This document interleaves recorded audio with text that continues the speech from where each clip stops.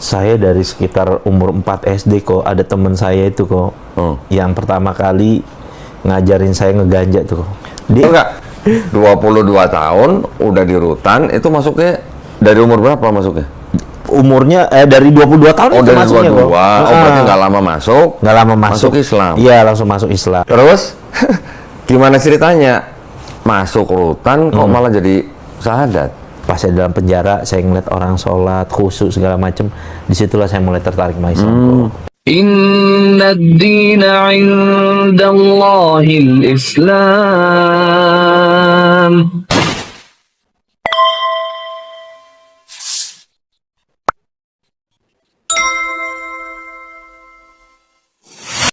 Nah, mohon maaf nih, saya baru tahu nih ternyata Ustaz Jojo ini dulu pernah jadi mantan kafir ya? Betul. Masya Allah, tahun berapa? Saya Balik fitrah?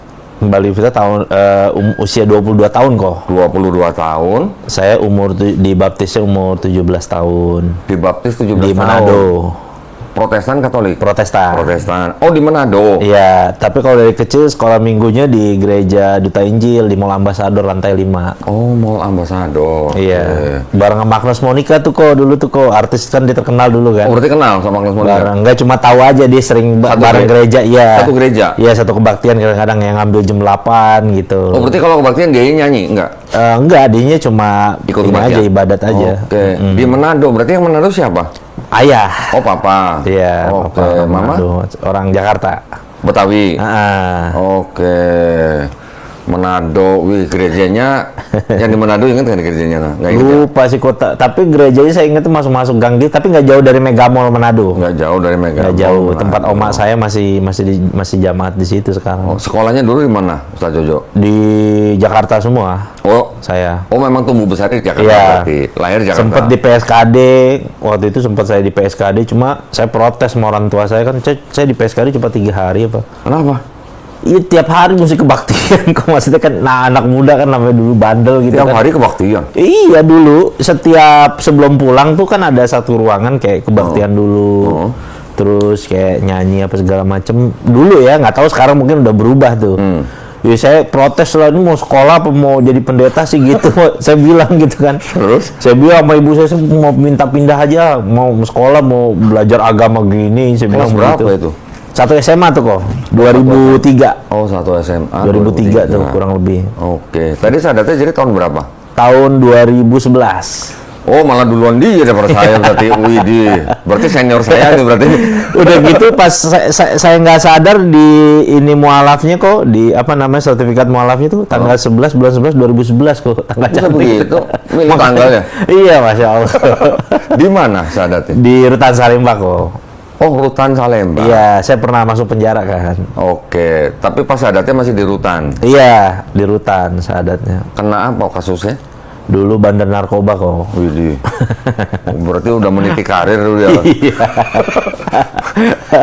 Umur 22 bandar. Iya. Itu meniti karir dari umur berapa itu? Di tempat saya kan daerah Manggarai, kok tahu kan situ. Oke. Itu udah hal biasa kok, anak orang saya pernah ketemu di dalam kok. Ada orang paling umur 19 tahun kok. Itu masuk penjara jadi bandar, dia bilang berapa seminggu omsetnya dia 30 juta, kadang sepi-sepi 15 juta. Anak 19 tahun tuh kok. 19 tahun itu kan baru 3 SMA Iya, ya? benar-benar. 19 tahun. Dan udah gitu lucunya kok pas tiba-tiba dia lagi cerita gitu. Dia tuh kan di dalam ikut program metadon kok. Apa tuh? Jadi metadon tuh program putau cair. Jadi pemerintah mengalihkan putau kan, karena resiko putau kan mati, terus HIV, makanya dibikin lah istilahnya ini putau yang dilegalisasi oleh negara. Tapi ini buat dilikuidin supaya dia sembuh dari ketergantungan. Oh gitu. Jadi ditata kok, kayak nanti minumnya 100 mili dulu, entar dikurangin lagi, lagi sampai dia nggak ada keinginan dan dia berhenti. Niatnya begitu. Nah, gitu. itu akhirnya pas lagi saya lihat lagi cinguk-cinguk, udah ngapain? Lagi nungguin katanya bokapnya sama adeknya masuk juga.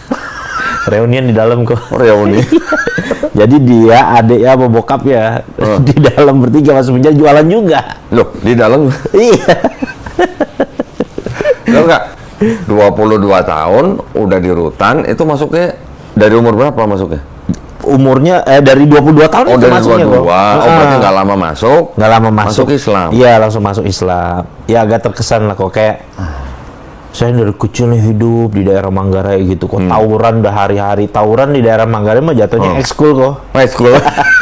Manggarai itu kayak orang Iran kok, persis banget. Gitu ya? Kalau diajakin perang, ayo kita hobi gitu istilahnya dari zaman dulu tuh kok. Sampai masuk CNN kan tawuran Ya. di Manggarai itu kan. Jadi kalau ada namanya tawuran hobi, lebaran aja tawuran kok. Saya pernah nih nanya. Berarti sama kalau teman lebaran nggak tawuran, nggak afdol gitu maksudnya. saya. Iya, maksud saya kan sebagai orang kan rata-rata dia muslim Iya. gitu kan, masih ya udah kayak nggak ada waktu lain. Jadi mereka ngumpul tiba-tiba ngapain iseng kita nyerang sana, ya udah perang kok tawuran. Iseng nyerang. Isengnya begitu. Makanya saya kasih gambaran Manggarai itu kayak Iran, udah nggak boleh diajak perang, ayo oke, seneng dia. Dua-dua masuk. Itu berarti niti karirnya dari umur berapa? Iya, kok saya dari sekitar umur 4 SD kok, ada temen saya itu kok yang pertama kali ngajarin saya ngeganja tuh kok. 4 SD. Dia nanem kok di belakang rumah umur 4 SD. Tapi udah almarhum, udah meninggal orang. Bangor itu, badungnya minta ampun tuh anak tuh.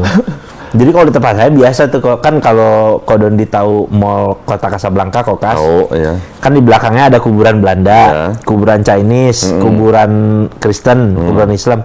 Itu di kuburan Chinese itu sering diketemuin orang mati kok.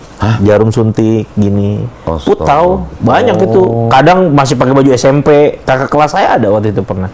Oh, Mati jarum suntik nempel gini mati. Karena kan kuburan Chinese kan dia tinggi kok, jadi orang bisa ngumpet gitu. Ada ini ya. Iya, Ya, kadang gitu iya, mereka Ya. bisa ngumpet. Ya udah. Dari daerah saya tuh mempengaruhi banget loh kok. Jadi sampai saya akhirnya makan narkoba, sampai jualan itu tuh mempengaruhi banget.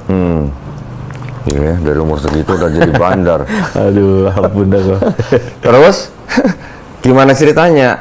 Masuk rutan kok malah jadi sahadat? Jadi kayak sebelum saya ketangkep jualan tuh sudah ada pertanyaan kok dalam hati. Oke. Sebenarnya tuh tujuan hidup tuh ngapain gitu. Misal lagi nonton TV, apa manusia tuh hidup tuh kayak TV ini ya, dimatiin gitu, udah selesai gitu. Oke. Gitu kayak ada sentuhan-sentuhan hati kecil udah ada tuh kok. Terus tujuan hidupnya apa? Terus kok saya pengen nyari ketenangan hidup tuh gimana caranya gitu. Pas saya masuk penjara itu ditangkep, makanya saya tenang banget kok. Sampai polisinya nyangka saya residivis. Oh, Kamu biasa kan, karena orang kalau ditangkap penjara kan panik kok. Apa ngelawan, apa panik. Saya biasa tenang aja. Karena saya kayak ngerasa pas ketika ditangkap itu, oh ini kali ini jawabannya, supaya saya nemuin sesuatu.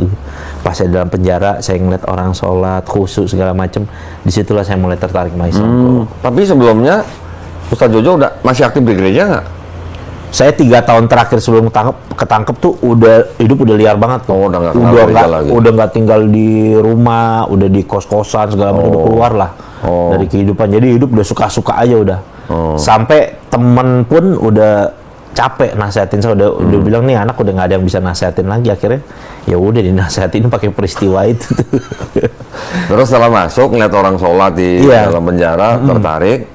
Berapa lama dari masuk sampai sahadat? Beberapa hari aja kok. Jadi saya punya temen tuh, ada satu orang tuh orang Katolik. Oke. Berdua. Jadi kan kalau misalkan kita di ruangan kotak gini kok lagi di dalam nih, waktu itu yang ruangannya agak besar ya, muat sekitar 30 orang lah. Gitu. Terus kalau misalkan sholat kan mereka ke depan, kita yang Kristen tuh di belakang, Belakangnya. ke belakang liatin gitu. Terus saya mulai tersentuh lah gitu, kayak kok orang yang namanya di dalam penjara lagi punya masalah, tahajud bangun malam, kadang-kadang saya bangun ada orang nangis, doa Masih gitu, sholat, khusyuk gitu. banget gitu, Oke. kayak orang tobat banget gitu kan. Saya ngelihatnya kayak, mulai tertarik, apa jangan-jangan ini ya, saya bilang, yang saya hati kecil saya cari selama ini. Akhirnya saya mulai belajar, ya udah. Terus saya baca-baca buku panduan sholat yang warna ungu tuh kok. Iya. Iya, Ya, ini gue banyak di sini. Iya bener. Nah itu dia tuh kok. Oh, Saya nomor mulai itu di baca. penjara? Iya. Terus saya baca begini. Terus udah dikasih tahu. Ya udah deh, saya mau cobain deh sholat gitu. Pas saya coba, kan kita sholat pakai celana pendek, pakai boxer kok. Nggak boleh pakai sarung, nggak boleh pakai celana karena buat dipakai buat bunuh diri kan. Ya udah sholat begitu. Terus diajarin kan wudhu, diajarin mandi hadas dulu gitu kan. Terus ya udah kita sholat. Pas saya sholat pertama kali, saya nangis dan wah kok damai banget ya, tenang.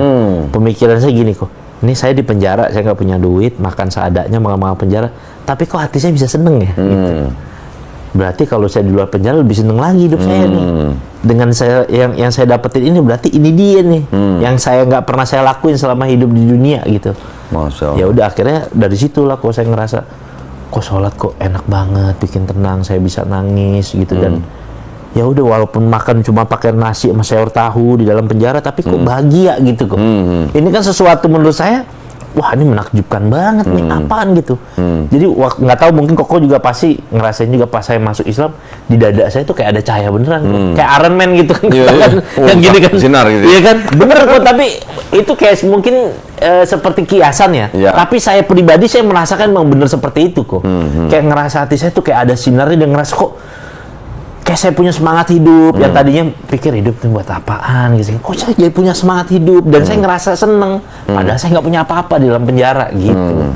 Dari situlah bahkan saya waktu itu tiba-tiba terucap kok sama saya bilang sama ada salah satu ustadz pengajar gitu, saya akan kasih tahu Islam ini ke seluruh dunia, saya bilang gitu. Masya Allah. Saya langsung ucap begitu, karena menurut saya ini barang kok sesuatu yang apa ya, Spesial banget gitu. Kok orang bisa bahagia nggak punya apa-apaan ya gitu, saya bilang. Kok bisa? Dari situlah saya mulai baca Sirah Nabawi gitu, kisah-kisah para nabi. Di penjara? Iya, dalam penjara. Kok ada perpustakaan? Berapa lama Coco masuk dalam? Saya vonis waktu itu 5 tahun kok. 5 tahun. 5 tahun. Terus potong masa ngejalanin? tahanan, ngejalanin cuma 3 tahun. 3 tahun. Sampai akhirnya saya 6 bulan terakhir tuh sebelum saya pulang, saya dipercaya tuh ditunjuk jadi Dewan Guru ngajar sejarah Islam kok. Oh, aduh. Karena saya waktu itu demen baca kan, terus kitab-kitabnya Imam Ibnu Katsir gitu kan. Allah. Terus Sirah Nabawiyah, cerita tuh perjalanan hidup manusia dari zaman Nabi Adam. Ini agamanya apaan gitu segala macam, sampai terakhir para Khulafaur Rasyidin gitu. Masya Allah. Malah belajar Islam di penjara. Nyantren berarti ya. Iya. Kan ada program pelaksanaan kilat. Ada gurunya nggak di Hukum penjara? dan HAM. Ada gurunya, kok. ada. Dari Al-Azhar. Oh, dari Al-Azhar. Kemenkumham tuh ada datang dari Al-Azhar, ada banyak juga lah dari beberapa, dari kalangan habaib juga yang dari luar datang. Ada ceramah-ceramah berarti? Ada jamaah tabligh juga, banyak kok, pokoknya macam-macam. Oke. Berbagai macam firqah, orang-orang PKS juga. Jadi semuanya itu datang tuh ngajarin tentang Islam. Awal-awal kan saya kritis juga. Terus ini kok ada orang sholat pakai kunut, nih enggak gitu, saya cari tahu gitu. Nanya juga kenapa ada yang begini? Iya, gitu ya. iya bener kan, awal-awalnya saya sholatnya dari awal menjamaah terus kalau seneng. Oke. Karena kan cuma ngikutin doang. Iya, Kalau iya, saya ngeliat iya. gitu kan. Giliran sendiri. Iya, enak gitu. Udah makanya udah ikutin aja. Terus saya belum bisa baca apa-apa nih. Udah baca ucap subhanallah bisa nggak? Subhanallah. Ya udah saya Iya. subhanallah aja kok, subhanallah Masya gitu. Terus belajar Al-Fatihah kayak Loh, gitu. waktu belajar sholat, terus praktek sholat, itu belum syahadat? Waktu itu belum syahadat secara resmi. Oke. Belum. Syahadat resminya tuh di Rutan, pas pindah ke Rutan. Oh, dari penjara? Karena nggak ada yang ngasih tahu kok. Oh, Pas saya masuk ke Rutan tuh ada yang ngasih tahu, salah satu, kamu tuh harus disahadatin, harus ini apa namanya, ntar dibikinin sertifikasi mualaf kayak gitu-gitu. Saya bilang, saya udah jadi orang Islam saya merasa gitu kok. Iya, iya. Kan saya udah sholat gitu. Iya, iya, iya. Saya udah merasa udah orang Islam. Enggak, kamu harus sahadatin. Ya udah. Nama saya kan Joshua Sweet. Sweet kan orang tua saya, diganti jadi Muhammad Ali Yusuf. Masya Allah. Karena saya senang sama Muhammad Ali kok. Masya Allah. Ayah saya kan pelatih tinju LS Pikal kok. Saya Kalau tahu LS Pikal. tahu lah. Nah, tuh pelatih tinjunya ayah saya tuh ke Amerika. Waktu LSPK juara dunia, udah Iya, lahir belum? Iya. Udah lahir? Saya belum lahir. Oh, belum. Tapi tuh pelatihnya ayah saya. Ayah. Kan kemarin dibikinin filmnya kan. Oke. LS Pikal. Ayah saya in frame jadi ituannya, timnya di situ. Oh iya. Iya. Gua mah nonton LSPK. Dulu kan tuh kebanggaan orang Indonesia kan. Iyalah. Iya. Waduh, Masya Allah. Terus yang sadatin siapa? Di dalam tuh akhirnya ada petugas dari Kementerian Hukum dan HAM. Oke. Ya, Terus baru tuh dikasih sertifikasi gitu. sertifikatnya yang ngeluarin? Yang ngeluarin dari Rutan. Oh, rutannya. Kementerian Hukum dan HAM Rutan Salemba, Masjid At-Taubah gitu. Karena kan itu waktu itu pas saya bebas, saya balik lagi kok. Ngapain? Minta itu kan pakai buat nikah. Oke. Iya kan, buat nikah dimintain kan. Heeh. Sertifikat, iya nih pas nikah nih sertifikat mualaf saya gitu. Oh. Ya udah. Jadi pas keluar dari penjara, nikah. Iya. Di Jakarta berarti. Di Jakarta kok. Karena saya pikir saya selama 3 tahun tuh saya mikirin gimana ya saya biar nggak balik lagi ke dunia saya yang lama kok. Heeh. Setelah saya cari-cari belajar sama para guru-guru tuh kan, oh ini nikah nih kayaknya salah satunya. Karena kan dengan nikah itu ada jadi punya rasa tanggung jawab, belajar Iya dong. punya rasa tanggung jawab kok. Kan salah satu Kalau ngomong ibadah. jangan aja suka-suka aja kan kok. Iya. Saya kayak dulu nggak ada yang bisa ngatur gitu kan. Heeh. Suka-suka aja. Jadi saya pikir udah nikah aja. Ya udah. Terus kerja. Abis itu, jadi dari awal saya udah di program kok kayak ada beberapa kiai juga gitu kan bilang kamu cocok jadi mubalik nih katanya. Oke. Arahnya ke situ jadi mubalik. Terus dari selesai itu orang-orang di kampung saya taunya saya pulang dari pondok pesantren beneran kok. Oh. Tapi setelah itu baru saya mondok pesantren beneran gitu. Saya jadi khotib Jumat kayak gitu-gitu, khotib sholat Id kayak gitu-gitu. Oh, Jadi alhamdulillah karena udah belajar kan dari dalam juga. Iya, iya. Saya pertama kali belajarnya tuh ada di penampungan tuh kok. Penampungan apa? Ada di penampungan penjara. Jadi buat orang-orang yang nggak punya keluarga. Oh. Jadi saya disuruh tausiah tuh 300 orang gitu. Widih. Jadi suruh belajarnya sama orang langsung begitu. Saya cerita tentang taubat gitu. Karena kadang-kadang kok ada tablik akbar dalam penjara nih. Diundang loh Ustaz TV atau Ustaz dari luar. Itu ada ayat tuh napi tuh kok nyetuk-nyetuk. Ustaz ngajarin sabar sini masuk penjara dulu 8 tahun sini katanya. Bagi dia gak rela ngajarin sabar, dia aja gak tahu di posisi kita gitu kok. Iya. Giliran saya yang ceramain kan, ayo mau ngomong apa? Iya, wah juga sama Iya, lu gitu ya. iya. Sama-sama orang dalam nih gitu. Iya, sama-sama orang dalam ayo lo mau ngomong apa gitu kok. Oke. Jadi relate bagi mereka Oke. gitu. Nah dari situ saya beberapa istilahnya kayak pelayanan tausiah deh kok kayak di Cipinang, lapas Cipinang narkotik, lapas Cipinang Lama, terus di Rutan Salemba, terus di Polsek-Polsek kok, Polres Jakarta Selatan, Polres Jakarta Pusat, Polsek Tanah Abang kayak gitu-gitu kok. Oh, belum pernah diundang Nusa Kambangan ya? Nusa Kambangan belum. Belum ya? Belum, waktu itu ada tuh yang ngajar di Nusa Kambangan bareng sama saya syuting di TV One tuh kok. Oh gitu. Sama Kok Denny Slim waktu itu. Nusa Kambangan kampung gua. Oh iya tuh kok. Waktu itu sih apa namanya? Sampai bilang sih cerita ayo kapan-kapan ke Nusa Kambangan. Iya. Kalau itu lebih top lagi. Oh, asik tuh kalau Nusa Kambangan tuh. Kalau Nusa Kambangan kan satu pulau, panjangnya 6 kilo kira-kira. 6 kilo itu ada 6 penjara. Iya betul. Jadi per 1 kilo di sana.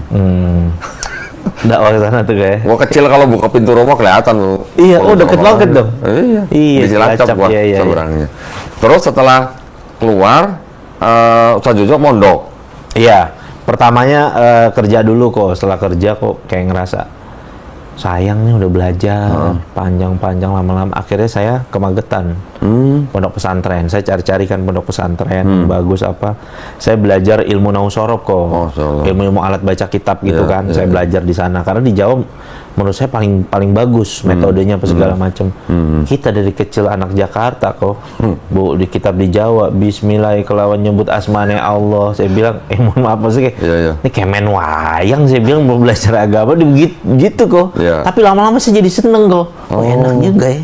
Utawi iki-iku kayak gitu kok. Jadi belajar kitab gitu kan. Segala macam nausorob ya. Dari situ terus belajar lagi sama ulama-ulama yang di Jakarta. Banyak lah. Oh, jadi ke Magetan. Mondok di pondok pesantren apa? Al-Fatah namanya. Al-Fatah. Berapa tahun? Itu kayaknya kurang lebih 1 tahun deh kok. Karena waktu itu saya harus pulang karena istri saya mau melahirkan. Oke. Jadi istri saya kan karena anak pertama, terus kita udah nanti sekitar 2 tahun kayaknya kok. Oke. Terus dia kayak di sana saya metal aja kok, sama istri saya nggak punya saudara, nggak punya apa. Di Magetan. Iya berdua aja udah saya hijrah aja ke sana gitu. Widih. Nggak punya apa. Dulu modal saya tuh kok. Jadi saya pulang itu dikasih mobil sama ayah saya. Dulu ketakutan saya kan gimana keluarga saya gitu-gitu. Ternyata ya alhamdulillah malah baik-baik aja, malah orang tua saya support saya, kasih saya mobil itu. Terus saya izin, saya bilang mobilnya izin saya jual, ada yang mau bayarin, dia nanti bayar per bulan. Oke. Sebagian uangnya yang cashnya dikasih ke orang, saya kasih orang tua saya, dan tiap bulan itulah buat biaya hidup saya kok. Di Magetan. Iya. Oke. Dulu- Oh, berarti nggak mondok berarti? Mondok kok. Sama istri? Saya tinggalnya kan di kontrakan. Iya. Iya. Oh, maksudnya di lingkungan Iya, pesantren. di lingkungan Oke. pesantren di desanya kok. Iya, iya, Jadi kalau setengah 7 pagi kita sampai jam setengah 10 ke program pesantren segala macam, balik istirahat jam 1 sampai jam 4 balik lagi kayak gitu kok. Oke, saya pikir mondok tidur di dalam pesantren enggak. Enggak. Oke. Nah, ini tadi gua mau nanya lupa. Itu kalau masuk penjara orang tua biasalah. Ya oke, mereka sedih, marah biasa. Iya. Tapi ketika syahadat orang tua gimana? Saya 4 bulan tuh nggak dihubungin sama ayah saya tuh. Dicuekin. Iya. tapi saya merasa nggak apa-apa sih gitu. Karena saya waktu itu merasa Oh, ini bahagia kok, saya bahagia gitu. berarti 4 bulan nggak ditengokin? Iya. Nggak dikirimin makanan? Nggak. Saya tuh turun berat badan saya 15 kilo kok, sampai kurus. Di dalam? Iya. Wih, berarti dulu gemuk. Iya. Wih, 75 sampai turun ke 60 sampai ke anak nggak kurus gitu kok. Jadi pas Widih. ketemu orang tua saya pas lebaran kan ada kunjungan yang rame banget tuh kok. Itu sampai orang tua saya tuh sampai nangis sedih gitu kok ngeliat saya gitu. Kurus Ibu saya gitu. kurus kayak nggak Oh. kurus. Saya bilang nggak apa-apa mama, saya bilang nggak usah sedih, saya bahagia sekarang. Saya bilang Oke. gitu. Nggak apa-apa. Memang kelihatannya secara zohirnya orang ngeliat saya tuh lu jadi begini banget sekarang, kurus kayak anak gak kerawat gitu kan. Saya bilang nggak apa-apa, orang saya bahagia. Udah, yang penting saya udah bahagia, saya bilang gitu. Nah dari situlah kok saya ngerasa, masya Allah, ini Islam ini bisa merubah hidup saya. Kayak dulu yang hidupnya nggak pakai aturan, justru kok di Islam semakin diatur kok semakin damai hidup saya Nyaman, gitu. iya, Kayak iya. ngerasanya gitu. Tapi waktu orang tua tahu, mereka taunya Jojo masuk Awalnya, syahadat dari awalnya sendiri. itu kok sambil minum nggak apa-apa kok. Ya? minum dong. Awalnya itu kok, ayah saya bawa pendeta biasa kan, kalau kayak gitu kan. Nggak, maksudnya Kayak orang kunjungan. tua tahu dari Jojo sendiri atau ada yang ngasih tahu? Tahu dari saya Oke. lama-lama. Terus? Awalnya itu pas baru awal-awal masuk saya nggak ngasih tahu kok. Ayah saya bawa pendetanya kan. Sebelum tahu kalau udah masuk Iya. Islam. Heeh. Terus bawa pendeta maksudnya Datang bawa mau? pendeta, biasa pemberkatan gitu-gitu, Oke. doa. Terus Pak pendeta itu bilang, nanti kamu nak kalau sudah bebas, Om mau sekolahkan kamu jadi pendeta ya. Dia bilang begitu. Kamu bagus nanti, kamu bisa kasih kesaksian juga, kisah hidup kamu gitu bagus segala macam. Jadinya begini. Udah ketemu Iya. pendeta itu lagi ya? Iya, udah ketemu tapi ya udah selamat-selamat Oh, aja. selamat-selamat aja. Ada tuh salah satu pendeta lah, salah satu gereja Tiberias kalau salah yang Tiberia. di Yang Om mana? Kasto tuh saya ingat banget namanya. Dia pas saya tahu saya masuk Islam, saya udah karir jadi ustadz gini, dia telepon saya. Dia Jojo selamat ya, saya bilang, Om hargai keputusan kamu dan Oke. ya alhamdulillah sih mereka nerima. Hargai keputusan kamu, yang penting kamu senang, kamu bahagia, kamu sehat. Tapi waktu papa mama denger Jojo masuk Islam, reaksinya? Ayah saya yang paling berat kok. Oh. Ayah saya itu yang paling berat, kayak nggak bisa nerima gitu. Kayak saya tuh kayak anak pertama gitu kan. Anak yang dibanggakan. Bahkan dulu waktu saya di Manado tuh, udah nanti kamu dijodohin sama cucu pendeta nih, nanti nikah saja sama kamu nih ntar. Berarti papanya butuh 4 bulan buat ini. Iya bener. Mama? Mama sih ya udah, kesiannya cuma karena keadaan saya aja kok. Oke. Kayak keadaan saya Karena di dalam. Iya, kesian banget, kurus, kayak nggak kerawat gitu. Ya jadinya ya udah, tapi saya bilang saya bahagia gitu. Saya bilang saya Waktu bahagia. denger Jojo bilang saya bahagia tuh orang tua gimana? Ya udah. Malah senang. Adik saya juga ngebela juga. Oke. Nah, Widih. Terus setelah mondok di Magetan, setahun berarti kurang lebih, iya, balik Jakarta. balik ke Jakarta kok. Oke. Nah, saya nerusin lagi tuh kok ada pendidikan di pemerintah daerah tuh khusus untuk mau balik yang di daerah Tanah Abang. Oh, ada ya? Di situ juga, terus banyak lah di beberapa tempat kok. Saya emang senang nuntut ilmu aja, belajar Oke. ilmu agama itu. Oh, ada ya pendidikan mau balik ya? Iya ada Di kok yang pemerintah daerah ya? pemerintah Pemprov dibiayai sama Pemprov Oh, ada. oke. Jadi nanti ntar itu bakal jadi khotib Jumat sama mau balik di perusahaan-perusahaan Pemprov gitu, Ya, kantor-kantor yang ada Pemprov. masjid-masjidnya. Ya, betul. ya. Oke. Saya baru tahu malah di Pemprov ada begitu. Oke, terus dari situ baru deh menerima panggilan tuh ya. Iya kok. Baru sih puncak-puncaknya alhamdulillah pas bulan puasa tahun kemarin kok. Puasa tahun kemarin. Program sama Green Boys Ramadan. Green Boys Ramadan. Saya sebelumnya itu 5 tahun saya kerja di perusahaan jadi HRD kok. Tapi perusahaannya punya teman saya. Oke. Perusahaan event gitu. Oke. Tapi waktu dia nawarin saya ngasih pengajuan kok syarat sama dia. Syaratnya? Izinin saya ngajarin orang kantor agama. Saya bilang. Saya buka kitab-kitab fikih yang kayak kita belajar Safinah, terus sama belajar setiap abis zuhur itu kita belajar kitab fikih Safinah, terus abis asar itu kita belajar Al-Quran kok dari Iqra. Oke. Gitu. Jadi saya bilang kasih saya akses dan dimodalin kok, musola dibuatkan gitu di Jadi kantor. dijadwalin karyawan semua ada kajian rutin. Ngajar kok di situ. Jadi karena saya sayang banget gitu kok udah belajar. Saya bilang saya udah sungguh-sungguh di dalam penjara gitu kan, nggak ada kerjaan. Wah, pagi siang sore malam subuh, pokoknya belajar mulu dan sayang saya bilang. Ya. Kalau saya nggak iniin lagi untuk diasah lagi. Ngomong-ngomong di Magetan setahun itu bisa baca kitab kuning berarti? Alhamdulillah dikit-dikit bisa sih kok. Oke. Alhamdulillah bisa. Tapi nggak selancar yang orang yang sudah tahunan gitu. Iyalah kalau setahun sih kayaknya kurang ya. Dan di kelas kita kan juga ada klasifikasi ininya kok, kayak kita tuh misalkan punya kelebihan, satu orang muslim dan muslim lain itu punya kelebihan masing-masing. Masing-masing. Kayak misalkan saya fikih nih. Alhamdulillah saya nilai fikih saya bagus. Saya dalam bab jadi mubalik bagus, hafal Al-Quran bagus, tapi di bab imla nulis-nulisku nggak bisa saya kok. Oh, oke. Ada teman saya itu sampai kayak nggak nyangka gitu saya bisa. Tapi ada teman saya fikihnya bagus, imla bagus, segala macam. Tapi suruh ceramah nggak bisa dia. Oke. Jadi kayak begitu saya ngelihat teman-teman sekelas saya itu kayak, oh kayak gini ya orang Islam. Beda-beda ya Iya. berarti ya ininya ya. Makanya kalau di pesantren saya itu harus punya satu tujuan khusus. Misalkan mau daurah hadis, nanti dia bab tujuannya ahli hadis. Terus takhusus kayak fikih, terus ada sama untuk jadi tahfiz Quran, gitu, ahli Quran di sendiri. Nggak boleh campur-campur gitu kok, jadi nggak fokus. Berarti pesantren itu memang mencetak dai-dai berarti? Iya betul kok. Hafiz Quran juga. Kalau Dondi tahu yang sholat tarawih viral satu Al-Quran semalam, nah itu pesantren saya tuh. Oh, itu dia. Keren. Iya. Bukan yang tarawih 7 menit itu. Bukan. Bukan ya? Soalnya salah satu keunikan yang menurut saya itu, dulu kan kita baca Imam Syafi'i gimana caranya, dalam bulan puasa hatam Quran 2 kali. Dalam satu hari saya bilang, masa iya bisa ya orang begitu ya? Saya kan kayak gitu-gitu pasti datang ke pesantren itu. Ternyata bisa. Bisa ternyata. Masya Allah. Cuma bedanya ya kayak, saya pahamnya tuh kayak gini kok, ada anak kecil dia main game Mobile Legend gitu, sampai subuh sampai pagi, kadang tuh dari maghrib dia main. Kenapa dia bisa ngelakuin itu? Karena dia seneng, ya kan? Mungkin kesenangannya ulama itu sama kita beda, sehingga kita menganggap bahwa hal itu nggak mungkin deh kayaknya, ya kan? Orang main karambol catur bisa malam ketemu pagi kan? Iya. Karena seneng, nggak mungkin kesenangan ulama itu ya itulah Allah letakinnya di situ. Yang gitu. bikin mereka bisa.